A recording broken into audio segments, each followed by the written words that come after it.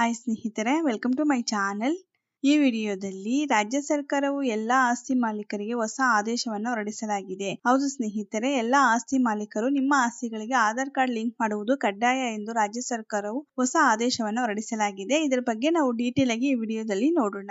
ಇನ್ನು ಇದರ ಜೊತೆಗೆ ಕೇಂದ್ರ ಸರ್ಕಾರವು ಸ್ವಂತ ಮನೆ ಸ್ವಂತ ಜಾಗ ಇಲ್ಲದವರಿಗೆ ಹೊಸದಾಗಿ ಮನೆ ಕಟ್ಟಿಕೊಳ್ಳುವವರಿಗೆ 2,67,000 ರೂಪಾಯಿ ಸಹಾಯಧನ ಸಿಗುತ್ತದೆ ಈ ಯೋಜನೆ ಮೂಲಕ.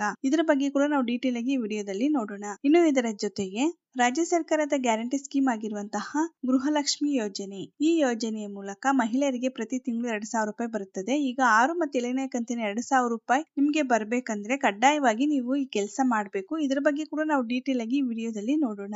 ಅದಕ್ಕೂ ಮುಂಚಿತವಾಗಿ ನೀವು ಇನ್ನೂ ನಮ್ಮ ಚಾನೆಲ್ಗೆ ಸಬ್ಸ್ಕ್ರೈಬ್ ಆಗಿಲ್ಲವೆಂದರೆ ಈಗಲೇ ಸಬ್ಸ್ಕ್ರೈಬ್ ಆಗ್ಬೋದಲ್ವಾ. ನೀವು ಇನ್ನೂ ವಿಡಿಯೋಗೆ ಲೈಕ್ ಮಾಡಿಲ್ಲವೆಂದರೆ ಈಗಲೇ ಲೈಕ್ ಮಾಡಿ ಮತ್ತು ವಿಡಿಯೋನ ಸ್ಕಿಪ್ ಮಾಡದೆ ಕೊನೆ ತನಕ ನೋಡಿ. ನೀವು ನಿಮ್ಮದೇ ಆಗಿರುವ ಸ್ವಂತ ಆಸ್ತಿಯನ್ನು ಹೊಂದಿದ್ದರೆ ಅಥವಾ ಇನ್ಮುಂದೆ ಸ್ವಂತ ಆಸ್ತಿಯನ್ನು ಖರೀದಿಸಿ ಅದನ್ನು ನೋಂದಣಿ ಮಾಡಿಸಿಕೊಳ್ಳಲು ಬಯಸಿದರೆ ಇದೊಂದು ವಿಚಾರವನ್ನು ಚೆನ್ನಾಗಿ ನೆನಪಿಟ್ಟುಕೊಳ್ಳಿ. ನೀವು ನಿಮ್ಮ ಆಸ್ತಿ ಪತ್ರಗಳಿಗೆ ಆಧಾರ್ ಜೋಡಣೆ ಮಾಡಿಸಿಕೊಳ್ಳಲೇಬೇಕು. ಒಂದು ವೇಳೆ ಆಧಾರ್ ಲಿಂಕ್ ಆಗದೇ ಇದ್ದಲ್ಲಿ ಅಂತಹ ಆಸ್ತಿಯಿಂದ ನೀವು ಸಮಸ್ಯೆ ಅನುಭವಿಸಬೇಕಾಗಬಹುದು. ಕಂದಾಯ ಇಲಾಖೆಯಿಂದ ಮಹತ್ವದ ನಿರ್ಧಾರ. ರಾಜ್ಯ ಕಾಂಗ್ರೆಸ್ ಸರ್ಕಾರ ಆಡಳಿತಕ್ಕೆ ಬಂದ ಮೇಲೆ ಕಂದಾಯ ಇಲಾಖೆಯಲ್ಲಿ ಹಲವು ಬದಲಾವಣೆಗಳನ್ನು ತರಲಾಗಿದೆ. ಕೆಲವು ಪ್ರಮುಖ ನಿಯಮಗಳು ಜನರ ಹಿತಾಸಕ್ತಿ ಕಾಯ್ದುಕೊಳ್ಳುವಲ್ಲಿ ಸಹಾಯಕವಾಗಿದೆ ಎನ್ನಬಹುದು. ಆಸ್ತಿ ನೋಂದಣಿ ಅಥವಾ ಮಾರಾಟ ವಿಚಾರದಲ್ಲಿ ಯಾವಾಗಲೂ ಸಾಮಾನ್ಯವಾಗಿ ವಂಚನೆ ಸಂಭವಿಸುತ್ತದೆ. ಸಾಮಾನ್ಯರು, ಬಡವರು ಈ ವಂಚನೆಯಲ್ಲಿ ಸಿಲುಕಿಕೊಳ್ಳುತ್ತಾರೆ. ಅದೇ ರೀತಿ ಸರ್ಕಾರದಿಂದ ಬಿಡುಗಡೆಯಾಗುವ ಎಲ್ಲ ಯೋಜನೆಗಳು ಸಾರ್ವಜನಿಕರ ಕೈ ಸೇರುತ್ತದೆ ಎಂದರೆ ಖಂಡಿತವಾಗಿಯೂ ಇಲ್ಲ. ಆದರೆ ಇಂಥ ತಪ್ಪುಗಳು ಇನ್ಮುಂದೆ ಆಗುವುದಿಲ್ಲ. ಆಧಾರ್ ಲಿಂಕ್ ಕಡ್ಡಾಯ. ರಾಜ್ಯದಲ್ಲಿ ಆಸ್ತಿ ನೋಂದಣಿ ಸಂಬಂಧಪಟ್ಟ ಹಾಗೆ ರಾಜ್ಯ ಸರ್ಕಾರ ಮಹತ್ವದ ನಿರ್ಧಾರವನ್ನು ಕೈಗೊಂಡಿದೆ.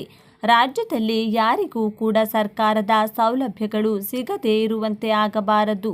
ಜೊತೆಗೆ ರೈತರಿಗೆ ಸರ್ಕಾರದ ಪ್ರತಿಯೊಂದು ಯೋಜನೆಯ ಲಾಭ ಸಿಗಬೇಕು. ಇದೇ ಉದ್ದೇಶದಿಂದ ರೈತರ ಪಹಣಿಗೆ ಆಧಾರ್ ಜೋಡಣೆ ಕಡ್ಡಾಯ ಎಂದು ಸರ್ಕಾರ ತಿಳಿಸಿದೆ. ಆರಂಭದಲ್ಲಿ ಪಹಣಿಗೆ ಆಧಾರ್ ಲಿಂಕ್ ಮಾಡುವ ಪೈಲಟ್ ಪ್ರಾಜೆಕ್ಟ್ ಅಂದರೆ ಪ್ರಾಯೋಗಿಕವಾಗಿ ಆರಂಭಿಸಲಾಗಿತ್ತು. ಇದೀಗ ಈ ಪ್ರಕ್ರಿಯೆ ಯಶಸ್ವಿಯಾಗಿದ್ದು ರಾಜ್ಯದ ಪ್ರತಿಯೊಂದು ಜಿಲ್ಲೆಗೂ ಕಡ್ಡಾಯಗೊಳಿಸಲಾಗಿದೆ ಎಂದು ಕಂದಾಯ ಇಲಾಖೆ ಸಚಿವ ಕೃಷ್ಣ ಬೈರೇಗೌಡ ತಿಳಿಸಿದ್ದಾರೆ. ಮಾಧ್ಯಮ ಮಿತ್ರರೊಂದಿಗೆ ಮಾತನಾಡಿದ ಸಚಿವರು, ನನ್ನ ಆಸ್ತಿ ಯೋಜನೆ ಅಡಿಯಲ್ಲಿ ನನ್ನ ಆಸ್ತಿ ನನ್ನ ಗುರುತು ಎನ್ನುವ ಉದ್ದೇಶವನ್ನು ಇಟ್ಟುಕೊಂಡು ನಿರ್ಧಾರವನ್ನು ಕೈಗೊಳ್ಳಲಾಗಿದೆ. ಪ್ರಾಯೋಗಿಕ ಪರೀಕ್ಷೆಯು ಗೆಲುವನ್ನು ಕಂಡಿದ್ದು ರಾಜ್ಯಾದ್ಯಂತ ಇದನ್ನು ವಿಸ್ತರಿಸಲಾಗುವುದು ಎಂದು ಸಚಿವರು ತಿಳಿಸಿದ್ದಾರೆ. ಎಲ್ಲವೂ ಇರುತ್ತೆ ಸರ್ಕಾರದ ಡಾಟಾ ಬೇಸ್ನಲ್ಲಿ. ನೀವು ಸರ್ಕಾರ ಬಿಡುಗಡೆ ಮಾಡುವ ಯೋಜನೆಯ ಪ್ರಯೋಜನ ಪಡೆದುಕೊಳ್ಳಬೇಕಂದ್ರೆ ನಿಮ್ಮ ಬಳಿ ಎಷ್ಟು ಆಸ್ತಿ ಇದೆ, ನೀವು ಎಲ್ಲಿ ವಾಸಿಸುತ್ತೀರಿ, ನಿಮ್ಮ ಜೀವನ ಹೇಗಿದೆ ಎಲ್ಲವನ್ನೂ ಸರ್ಕಾರಕ್ಕೆ ತಿಳಿಸಬೇಕು. ಹಾಗಂದ ಮಾತ್ರಕ್ಕೆ ನೀವು ವೈಯಕ್ತಿಕವಾಗಿ ಹೋಗಿ ತಿಳಿಸುವುದಲ್ಲ. ಇಂದು ಪ್ರತಿಯೊಂದು ಕ್ಷೇತ್ರದಲ್ಲಿಯೂ ಡಿಜಿಟಲೀಕರಣ ಮುಂದುವರೆದಿದ್ದು ಕಂದಾಯ ಇಲಾಖೆಯಲ್ಲಿಯೂ ಕೂಡ ಇದನ್ನು ಅಳವಡಿಸಿಕೊಳ್ಳಲಾಗಿದೆ. ಕೈ ಬೆರಳ ತುದಿಯಲ್ಲಿ ಎಲ್ಲ ರೀತಿಯ ಮಾಹಿತಿಗಳು ಸಿಗುವಂತೆ ಆಗಬೇಕು.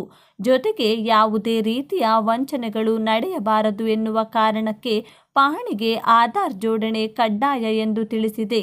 ಮೃತರ ಹೆಸರಿನಲ್ಲಿ ಈಗಲೂ ಇದೆ ಆಸ್ತಿ. ಆಸ್ತಿ ನೋಂದಣಿ ವಿಚಾರದಲ್ಲಿ ಪಾರದರ್ಶಕತೆಯನ್ನು ಇಟ್ಟುಕೊಳ್ಳಬೇಕೆಂದು ಸಾಕಷ್ಟು ಮರಣ ಹೊಂದಿದ ಜನರ ಹೆಸರಿನಲ್ಲಿ ಆಸ್ತಿ ಪತ್ರ ಇದೆ. ಅದನ್ನು ದುರುಪಯೋಗಪಡಿಸಿಕೊಳ್ಳಲು ಸಾಧ್ಯತೆಯೂ ಇರುತ್ತದೆ. ಆದರೆ ಒಂದು ವೇಳೆ ಆಧಾರ್ ಜೋಡಣೆಯಾದರೆ ಆ ವ್ಯಕ್ತಿಯ ಸಂಪೂರ್ಣ ಜಾತಕವೇ ಸರ್ವರ್ನಲ್ಲಿ ಲಭ್ಯವಾಗುತ್ತದೆ. ಈ ಕಾರಣಕ್ಕೆ ಕೃಷಿ ಭೂಮಿಯನ್ನು ಹೊಂದಿದ್ರೆ ಅಥವಾ ಯಾವುದೇ ರೀತಿಯ ಜಮೀನನ್ನು ನೀವು ಹೊಂದಿದ್ರೆ ಆಧಾರ್ ಜೊತೆಗೆ ತಕ್ಷಣ ಲಿಂಕ್ ಮಾಡಿಕೊಳ್ಳಬೇಕು. ಭಾನುವಾರವೂ ನೋಂದಣಿ ಕಚೇರಿ ತೆರೆದಿರುತ್ತದೆ. ಈ ರೀತಿ ಪಹಣಿಗೆ ಆಧಾರ್ ಜೋಡಣೆ ಮಾಡಿಸಿಕೊಳ್ಳಲು ಪ್ರತಿದಿನ ಉಪ ನೋಂದಣಾಧಿಕಾರಿ ಕಚೇರಿಗೆ ಜನ ಬರುತ್ತಲೇ ಇರುತ್ತಾರೆ. ಹಾಗಾಗಿ ಭಾನುವಾರ ಕೂಡ ಇನ್ಮುಂದೆ ಸಬ್ ರಿಜಿಸ್ಟರ್ ಕಚೇರಿ ತೆರೆದಿರುತ್ತದೆ. ದೇಶದಲ್ಲಿ ವಾಸಿಸುವ ಪ್ರತಿಯೊಬ್ಬರೂ ಕೂಡ ತಮ್ಮದೇ ಆದ ಸ್ವಂತ ಸೂರು ಹೊಂದಿರಬೇಕು ಎನ್ನುವುದು ಪ್ರಧಾನಮಂತ್ರಿ ನರೇಂದ್ರ ಮೋದಿಜಿಯವರ ಕನಸು. ಇದೇ ಕಾರಣಕ್ಕೆ 2015ರಲ್ಲಿ ಪ್ರಧಾನಮಂತ್ರಿ ಆವಾಸ್ ಯೋಜನೆಯನ್ನು ಜಾರಿಗೆ ತರಲಾಗಿದೆ. ಹಾಗೂ ಈ ಯೋಜನೆಯ ಅಡಿಯಲ್ಲಿ ಈಗಾಗಲೇ 7 ಕೋಟಿ ಮನೆ ನಿರ್ಮಾಣ ಮಾಡಲಾಗಿದೆ. ಫೆಬ್ರವರಿ 1, 2024 ಮಧ್ಯಂತರ ಬಜೆಟ್ ಅನ್ನು ಘೋಷಿಸಿರುವ ಕೇಂದ್ರ ವಿತ್ತ ಸಚಿವೆ ನಿರ್ಮಲಾ ಸೀತಾರಾಮನ್ ಅವರು ಪ್ರಧಾನಮಂತ್ರಿ ಆವಾಸ್ ಯೋಜನೆಯ ಬಗ್ಗೆ ಮಾತನಾಡಿದರು. ಮುಂದಿನ 5 ವರ್ಷಗಳಲ್ಲಿ 2 ಕೋಟಿ ಮನೆ ನಿರ್ಮಾಣವನ್ನು ಈ ಯೋಜನೆಯ ಅಡಿಯಲ್ಲಿ ಮಾಡಿಕೊಡಲು ಸರ್ಕಾರ ನಿರ್ಧರಿಸಿದೆ ಎಂದರು. ಪ್ರಧಾನಮಂತ್ರಿ ಆವಾಸ್ ಯೋಜನೆ ಕ್ರೆಡಿಟ್ ಲಿಂಕ್ ಸಬ್ಸಿಡಿಯಾಗಿದ್ದು, ಈ ಯೋಜನೆಯ ಫಲಾನುಭವಿಗೆ ₹2,67,000 ಸಬ್ಸಿಡಿ ಸರ್ಕಾರ ನೀಡುತ್ತದೆ. ಹಾಗೂ ನೀವು ಯಾವ ಬ್ಯಾಂಕ್ನಲ್ಲಿ ಹೋಮ್ ಲೋನ್ ತೆಗೆದುಕೊಳ್ಳುತ್ತೀರೋ ಅದೇ ಬ್ಯಾಂಕ್ಗೆ ಸರ್ಕಾರ ಈ ಹಣವನ್ನು ಜಮಾ ಮಾಡುತ್ತದೆ. ಪ್ರಧಾನಮಂತ್ರಿ ಆವಾಸ್ ಯೋಜನೆಯ ಬಗ್ಗೆ ಪ್ರಮುಖ ಮಾಹಿತಿ. ನೀವು ಪ್ರಧಾನಮಂತ್ರಿ ಆವಾಸ್ ಯೋಜನೆಯಡಿಯಲ್ಲಿ ₹2.67 ಲಕ್ಷ ಸಬ್ಸಿಡಿಗಾಗಿ ಪಡೆಯಬೇಕು ಎಂದಾದರೆ ಯಾವಾಗ ಗೃಹ ಸಾಲವನ್ನು ಪಡೆದುಕೊಳ್ಳುತ್ತೀರೋ ಅದೇ ಸಮಯದಲ್ಲಿ ಈ ಯೋಜನೆಗೆ ಅಪ್ಲೈ ಮಾಡಿರಬೇಕು. ಹೋಮ್ ಲೋನ್ ಪಡೆದುಕೊಂಡ 1-2 ವರ್ಷಗಳ ನಂತರ ಪ್ರಧಾನಮಂತ್ರಿ ಆವಾಸ್ ಯೋಜನೆಗೆ ಅರ್ಜಿ ಸಲ್ಲಿಸಲು ಸಾಧ್ಯವಿಲ್ಲ. ಬ್ಯಾಂಕ್ನಲ್ಲಿ ಹೋಮ್ ಲೋನ್ ಮರುಪಾವತಿ ಮಾಡುವ ಅವಧಿ 20 ವರ್ಷಗಳು. ಇದು ನೀವು ಯಾವ ವಯಸ್ಸಿನಲ್ಲಿ ಹೋಮ್ ಲೋನ್ ತೆಗೆದುಕೊಳ್ಳುತ್ತೀರಿ ಎನ್ನುವುದರ ಆಧಾರದ ಮೇಲೆ ನಿರ್ಧರಿಸಲಾಗುತ್ತದೆ. ಇನ್ನು ಯಾವ ರೀತಿ ಸರ್ಕಾರದಿಂದ ಸಬ್ಸಿಡಿ ಪಡೆಯಬಹುದು ಎಂದು ನೋಡುವುದಾದರೆ, ಬ್ಯಾಂಕ್ ನಿಮಗೆ 10% ಬಡ್ಡಿ ದರದಲ್ಲಿ ಹೋಮ್ ಲೋನ್ ಮಂಜೂರು ಮಾಡಿದೆ ಎಂದು ಭಾವಿಸಿ. ಆಗ ಪ್ರಧಾನಮಂತ್ರಿ ಆವಾಸ್ ಯೋಜನೆಯ ಪ್ರಯೋಜನ ದೊರೆತರೆ EMI ಪಾವತಿ ಮಾಡುವ ಮೊತ್ತ ಕಡಿಮೆಯಾಗುತ್ತದೆ. ಅಂದರೆ ಬ್ಯಾಂಕ್ ವಿಧಿಸಿರುವ ಬಡ್ಡಿ ದರ ನಿಮಗೆ ಕಡಿಮೆಯಾಗುತ್ತದೆ. ಯಾರಿಗೆ ಎಷ್ಟು ಬಡ್ಡಿ ದರ ಕಡಿತ? EWS 6.7%, LLG 6.7%, MIGI ಮತ್ತು MIG 3%. ಯೋಜನೆಗೆ ಅರ್ಜಿ ಸಲ್ಲಿಸಲು ಬೇಕಾಗಿರುವ ದಾಖಲೆಗಳು: ಆಧಾರ್ ಕಾರ್ಡ್, ಪ್ಯಾನ್ ಕಾರ್ಡ್, ಆದಾಯದ ಪುರಾವೆ, ವಿಳಾಸದ ಪುರಾವೆ. ಉದ್ಯೋಗ ಮಾಡುವವರಾಗಿದ್ದರೆ 6 ತಿಂಗಳ ಬ್ಯಾಂಕ್ ಸ್ಟೇಟ್ಮೆಂಟ್. ಸ್ವಂತ ಉದ್ಯಮ ಮಾಡುವವರಾಗಿದ್ದರೆ ITR ಫೈಲಿಂಗ್ ಮಾಹಿತಿ. ಯಾರು ಅರ್ಜಿ ಸಲ್ಲಿಸಬಹುದು ಗೊತ್ತಾ? ಕುಟುಂಬದ ವಾರ್ಷಿಕ ಆದಾಯ 18 ಲಕ್ಷ ರೂಪಾಯಿಗಳನ್ನು ಮೀರಬಾರದು. PUCCA ಮನೆ ಆಗಿರಬಾರದು. ನೀವು ಈ ಯೋಜನೆಯ ಪ್ರಯೋಜನ ಪಡೆದುಕೊಳ್ಳಲು ಹತ್ತಿರದ ಬ್ಯಾಂಕ್ ಅಥವಾ CSC ಕೇಂದ್ರಕ್ಕೆ ಭೇಟಿ ನೀಡಿ. ಪ್ರತಿ ತಿಂಗಳು ಕೋಟ್ಯಾಂತರ ರೂಪಾಯಿ ಹಣವನ್ನು ಲಕ್ಷಾಂತರ ಮಹಿಳೆಯರ ಖಾತೆಗೆ ಜಮಾ ಮಾಡುವ ಸಲುವಾಗಿ ₹2,000 ಸರ್ಕಾರ ಬಿಡುಗಡೆ ಮಾಡುತ್ತಿದೆ. ಆದರೆ ಇಷ್ಟೆಲ್ಲ ಮಾಡಿದ್ದು ಕೂಡ ಸಾಕಷ್ಟು ಮಹಿಳೆಯರ ಖಾತೆಗೆ ಗೃಹಲಕ್ಷ್ಮಿ ಯೋಜನೆಯ ಹಣ ಬಂದು ತಲುಪುತ್ತಿಲ್ಲ. ಫಲಾನುಭವಿ ಮಹಿಳೆಯರಿಗೆ ಇದೊಂದು ದೊಡ್ಡ ಸಮಸ್ಯೆಯಾಗಿದೆ. ಅಷ್ಟೇ ಅಲ್ಲ, ಸರ್ಕಾರಕ್ಕೂ ಕೂಡ ಯಾವ ಕಾರಣಕ್ಕೆ ಇಂತಹ ಫಲಾನುಭವಿ ಮಹಿಳೆಯರ ಖಾತೆಗೆ ಹಣ ವರ್ಗಾವಣೆಯಾಗುತ್ತಿಲ್ಲ ಎಂದು ಚಿಂತೆಯಾಗಿದೆ. ಗೃಹಲಕ್ಷ್ಮಿ ಯೋಜನೆ ಹಣ ಜಮಾ ಆಗಲು ಸರ್ಕಾರದ ಉಪಕ್ರಮ. ಅರ್ಹ ಹಾಗೂ ಫಲಾನುಭವಿ ಮಹಿಳೆಯರ ಖಾತೆಗೆ ಗೃಹಲಕ್ಷ್ಮಿ ಯೋಜನೆಯ ಪ್ರತಿಯೊಂದು ಕಂತಿನ ಹಣ ಜಮಾ ಆಗಬೇಕು ಎನ್ನುವ ಕಾರಣಕ್ಕೆ ಸರ್ಕಾರ ಬೇರೆ ಬೇರೆ ಉಪಕ್ರಮ ಕೈಗೊಂಡಿದ್ದು ಸುಳ್ಳಲ್ಲ. ನಿಮ್ಮ ಬ್ಯಾಂಕ್ ಖಾತೆಗೆ ಆಧಾರ್ ಸೀಡಿಂಗ್ ಆಗಿದ್ದರೆ, ರೇಷನ್ ಕಾರ್ಡ್ EKYC ಆಗಿದ್ದರೆ ಮಿಸ್ ಆಗದೆ ಖಾತೆಗೆ ಹಣ ಜಮಾ ಆಗುತ್ತದೆ ಎಂದು ಹೇಳಲಾಗಿತ್ತು.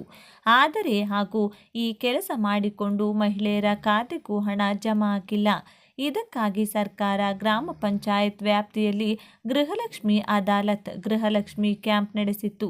ಆಶಾ ಕಾರ್ಯಕರ್ತೆಯರು ಹಾಗೂ ಅಂಗನವಾಡಿ ಕಾರ್ಯಕರ್ತೆಯರಿಗೆ ಹಣ ಜಮಾ ಆಗದೇ ಇರುವ ಫಲಾನುಭವಿ ಮಹಿಳೆಯರನ್ನು ಗುರುತಿಸಿ ಅವರ ಖಾತೆಯಲ್ಲಿರುವ ಸಮಸ್ಯೆಯನ್ನು ಪರಿಹರಿಸಬೇಕಾಗಿ ಆದೇಶ ನೀಡಲಾಗಿತ್ತು. ಇದೆಲ್ಲ ಮಾಡಿದ ನಂತರ ಸರ್ವರ್ ಸಮಸ್ಯೆ ಎನ್ನುವ ಕಾರಣಕ್ಕೆ ಮತ್ತೆ ಮಹಿಳೆಯರ ಖಾತೆಗೆ ಹಣ ಬಂದಿರಲಿಲ್ಲ. ಈ ಎಲ್ಲ ಸಮಸ್ಯೆಗಳನ್ನು ಹೊರತುಪಡಿಸಿ ಮಹಿಳೆಯರ ಖಾತೆಗೆ ಹಣ ಜಮಾ ಆಗದೇ ಇರುವುದಕ್ಕೆ ಈಗ ಮತ್ತೊಂದು ಕಾರಣ ಸಿಕ್ಕಿದ್ದು. ತಕ್ಷಣ ನೀವು ಈ ಕೆಲಸ ಮಾಡಿದರೆ ಮುಂದೆ ಗೃಹಲಕ್ಷ್ಮಿ ಹಣ ಪಡೆದುಕೊಳ್ಳುವಲ್ಲಿ ಯಾವುದೇ ಸಮಸ್ಯೆಯಾಗುವುದಿಲ್ಲ. ತೆರಿಗೆ ಪಾವತಿ ಮಾಡದೇ ಇರುವುದಕ್ಕೆ ದೃಢೀಕರಣ ಪ್ರಮಾಣ ಪತ್ರ.